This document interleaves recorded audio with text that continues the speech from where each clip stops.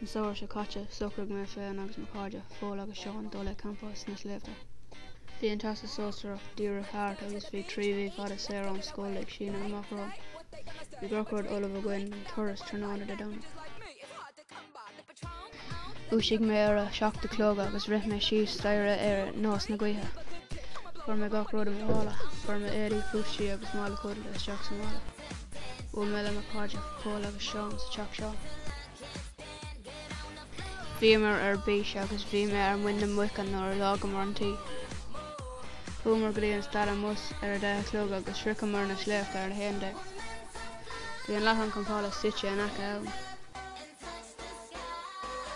Fuair mé suas an pobal agus las fáil an tí. Bhí réirtí ionta go buin bhí grín an man le eis scala nús airn agus ní raibh ard is fochha ann. Bhí na sléibhte ar fad faoi massa.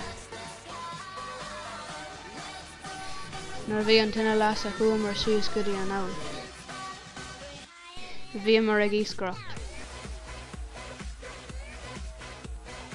Go tugann hic Seán isteach san abhainn, thosaigh sé ag scaradh agus bhí sé an raibh. Beir sé ar an branse. Chuir mé gléic ar na Gardaí.